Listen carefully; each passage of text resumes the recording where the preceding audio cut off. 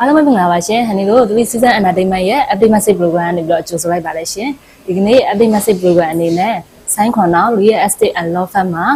Managing Director ဆရာဦးဆိုင်းခွန်အောင်ကနေပြီးတော့ဒီနှွေးထွေးစွာပြည့် Warmly Welcome to ဆိုင်းခွန်အောင်ဆိုတဲ့တခြင်းလေးမှာဆက်ဆိုပေးကြတယ်ပေါ့နော်ပါဝင်ပူးပေါင်းပြီးတည်ဆူပေးကြတဲ့ဂီတမောင်နှမတွေနဲ့နှွေးထွေးစွာတွေ့ဆုံတော့မယ့်အစီအစဉ်လေးပဲဖြစ်ပါတယ်ရှင်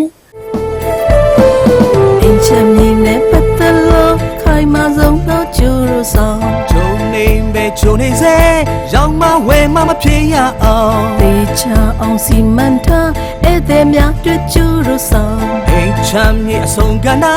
one stop market ကျိုးများဆောင်ဆိုင်ခွန်အောင်ဆိုင်ခွန်အောင်ဆရာမင်္ဂလာပါရှင်မင်္ဂလာပါတမီးဟုတ်ကဲ့ဆရာအရင်ဆုံးပေါ့နော်ဒီတခြင်းလေးကိုဆက်ဆိုပြီးတဲ့အချိန်မှာပေါ့နော်ဆရာအနေနဲ့ပေါ့နော်ခန်းစားရတဲ့ခန်းစားချက်လေးကိုပြပြပေးပါအောင်ရှင်ဟုတ်အစချီပြီးပြောမယ်တခြင်းကတော့လူတိုင်းနဲ့ပေါ့နော်ဟိုလူသားရယ်လို့ဖြစ်လာလို့ရှိရင်တခြင်းနဲ့ကိုမကင်းကြဘူးနော်ဟိုမွေးခါစားဒီလှသားရွယ်ကစပြီးအမေတွေကတခြင်းလေးနဲ့ချော့တိတ်တာတော့ဘာလို့ဒါဟိုစကားမပြောတတ်ခင်ကတည်းကဒီတခြင်းဆိုတဲ့အရာတာကို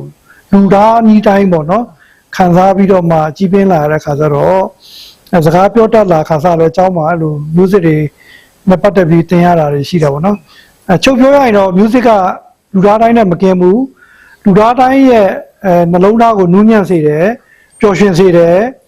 နော်ဟိုအပန်းပြေစေတာပေါ့နော်ဘယ်တော့ပဲမောပန်းပေါ့နော်တစ်ချိန်လေးနားထောင်လိုက်လို့ရှိရင်လူဘဝတစ်ခုလုံးရဲ့ဒီအမောပန်းတွေကိုဖြေပြောက်စေတာပေါ့ဒါကြောင့်မလို့ကျွန်တော်အနေနဲ့လည်းတစ်ချင်းကိုအရန်ဝါသနာပါတယ်တခြင်းတကယ်အဆိုကောင်းတဲ့လူတွေကိုမိုးလို့လူမျိုးဒီကဆရာတို့မိုးဆိုရင်ကျွန်တော်တို့ကအများအားကိုကမလုံနိုင်မဖန်တီးနိုင်ပြမဲ့လဲအားပေးတာပေါ့နော်တခြင်းကြိုက်တဲ့လူတွေမှာပါတယ်ဒါကြောင့်မလို့တခြင်းကိုကျွန်တော်ကုမ္ပဏီအတွက်လုပ်ပေးပါဦးလို့ဒီဝိုင်းတော်သားတွေကိုကမ်းလှမ်းဖြစ်သွားတာပေါ့နော်တခြင်းကလူသားတိုင်းအတွက်ကောင်းတဲ့တို့ဆိုတော့နောက်လဲကျွန်တော်တို့စိုက်ခွန်တော်ကုမ္ပဏီနေနဲ့ဒီဝိုင်းတော်သားတွေနဲ့ပူးပေါင်းပြီးတော့မှ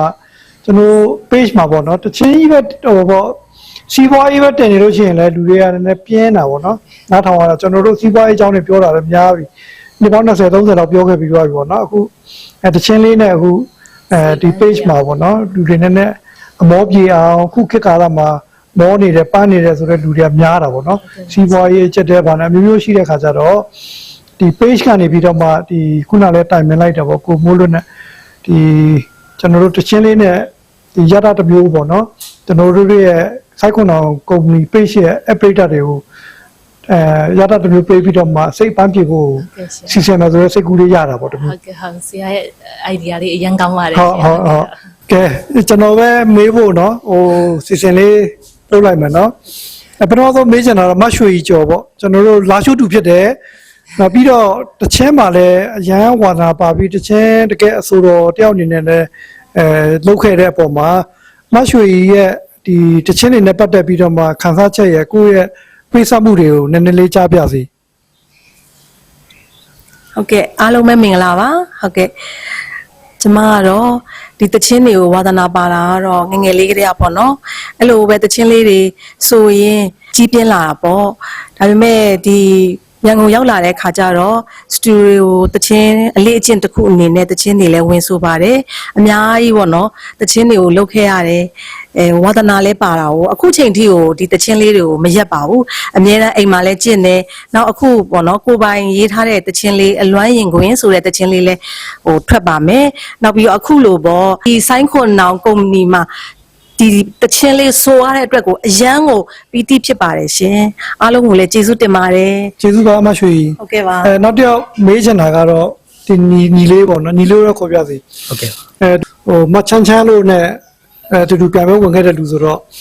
ပြန်ပွဲမှာလည်းစူရပူးတဲ့အတွေ့အကြုံလေးတွေရှိတဲ့ခါကျတော့သူလည်းတစ်လျှောက်လုံးဒီတေးတချင်းနဲ့ YouTube ခဲ့တဲ့လူတယောက်ပေါ့နော်အင်ဂျင်နီယာဘွားမှာနေခဲ့ပေမဲ့လည်းတေးတချင်းတန်ကြားလို့ရှိရင်မနေနိုင်မထိုင်နိုင်နဲ့လုပ်ခဲ့တဲ့လူတယောက်လို့သိရတယ်ဒါကြောင့်မို့လို့ညီလေးရဲ့ဒီတချင်းပေါ်မှာ YouTube မှုနဲ့ပတ်သက်ပြီးတော့မှလည်းကြားချင်ပါတယ်ဟုတ်ကဲ့ပါဆရာကျွန်တော်ကတော့ပထမဆုံးပြောချင်တာကတော့ဒီဇိုင်းကွန်နာ HMI ကုမ္ပဏီရဲ့ဒီ commercial advertising sound လေးမှာပါဝင်ခွင့်ရလို့ပေါ့နော်တထောက်တနေရာတွေပါဝင်ခွင့်ရလို့ကျွန်တော်များစွာဂုဏ်ယူမိပါတယ်ဒီသချင်းလေးပေါ်လဲအားရကျေနပ်မှုရှိပါတယ်ဟိုလွတ်ခွင့်ပေးတဲ့ဟိုဖန်တီးခွင့်ပေးတဲ့ဆရာကိုလည်းဆရာဦးဆိုင်ခွန်အောင်လည်း အများစွာကျေးဇူးတင်ကြောင်းပထမဆုံးပြောကြားလိုပါတယ်ကျွန်တော်ကတော့လက်ရှိဒီတချင်းကိုပေါ့နော်ကိုတာမက်ရွှေတို့ပြောခဲ့သလိုပဲငယ်ငယ်လေးကကျွန်တော်ဒီတချင်းနဲ့ပတ်သက်လို့အရန်ကိုဒါခုံမင်းစွာနဲ့နှစ်သက်ခဲ့တဲ့သူတယောက်ပေါ့နော်အဲ့တော့အခွင့်အခါပေးလို့ရှင်ကျွန်တော်ပြိုင်ပွဲတွေလည်းကျွန်တော်ဝင်ပြိုင်ခဲ့ပါတယ်2007 Melody World ပေါ့နော်အဲ့မှာကျွန်တော်တို့ပထမဆုံး Melody World First Batch ပေါ့ကျွန်တော်ပြိုင်ခဲ့ပါတယ် level 2ထိရောက်ခဲ့ပါတယ် level 2ပြီးတော့ကျွန်တော် series တွေတော့ပါဝင်ခွင့်မရခဲ့ပါဘူးပေါ့နော်အဲ့နောက်ပိုင်းမှာကျွန်တော်နောက်ပိုင်းဒီကိုပိုင်း single album လေးတွေထွက်နိုင်မှုစူးစမ်းခဲ့ပါတယ်အခုဒါမတ်ရွှေကျော်ပေါ့နော် Juliet လေးမတ်ရွှေကျော်နဲ့ Juliet ဆောင်းလေးလုပ်ဖို့လည်းပြင်ဆင်နေပါတယ်ထွက်လာခဲ့ရင်လည်းစောင့်မျှော်အားပေးဝန်းရံပေးပါလို့ကျွန်တော်ပြောကြားချင်ပါတယ်ခင်ဗျာအားလုံးကိုကျေးဇူးတင်ပါတယ်ခင်ဗျာ နောက်တစ်ယောက်ကတော့ချိန်တော့ကလည်း drama တယောက်အနေနဲ့နေခဲ့တယ်ပြီးတော့ပညာရှင်တယောက်လည်းအခုရပ်တည်နေတာပေါ့နော်အဲ့တော့ music နဲ့ပတ်သက်တဲ့ YouTube လေးတွေနဲ့ပြောပြပေးပါဦး ဟုတ်ကဲ့မင်္ဂလာပါကျွန်တော်ကတော့ဖိုးစောကောင်းပိုင်းပါကောင်းပိုင်းဆွေရဲ့ founder လေးဖြစ်ပါတယ်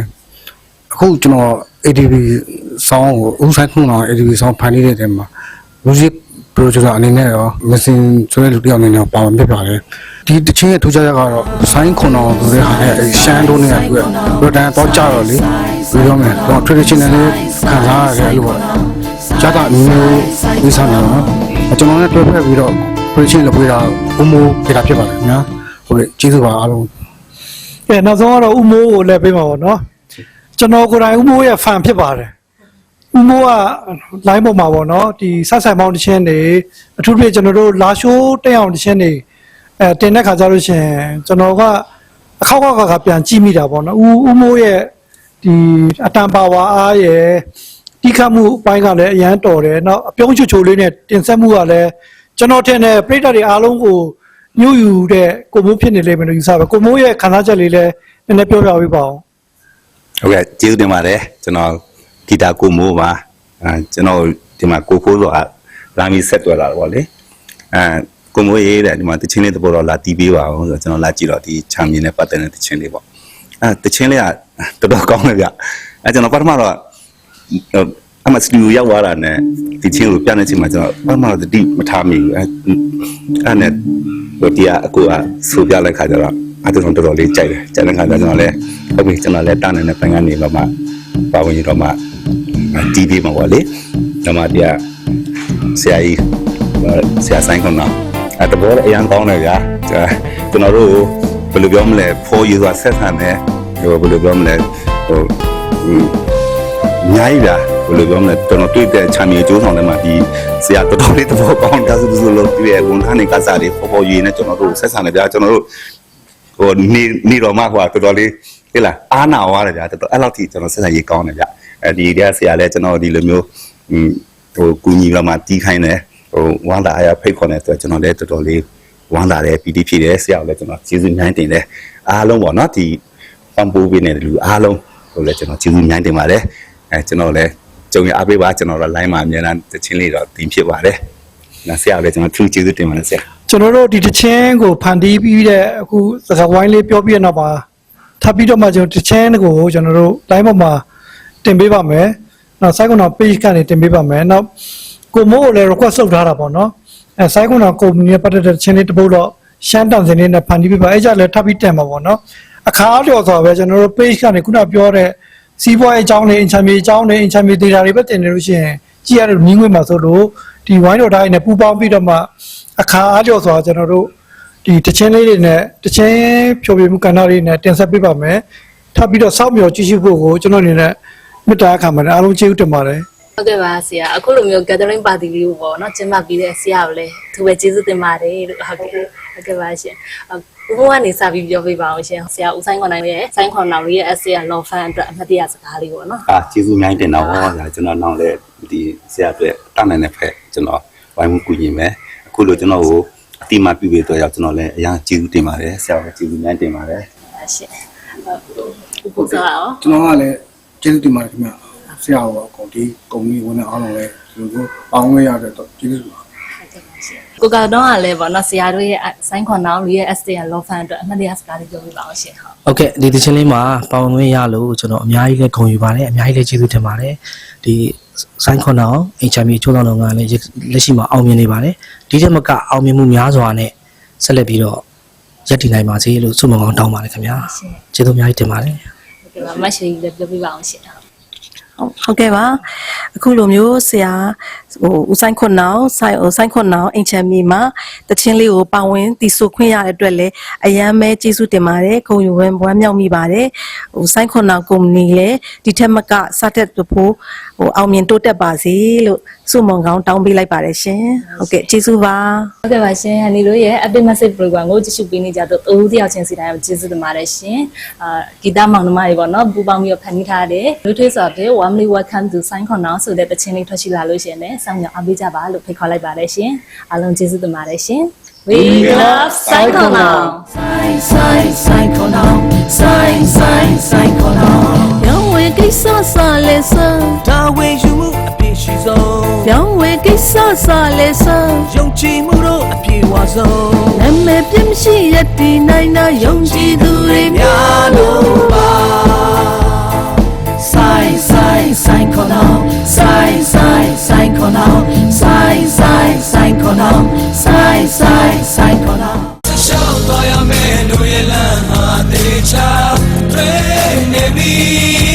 တို့သူတွေသွားကြမည်တို့ကြီးရှိစမည်ရှိမလို့စိတ်ကူ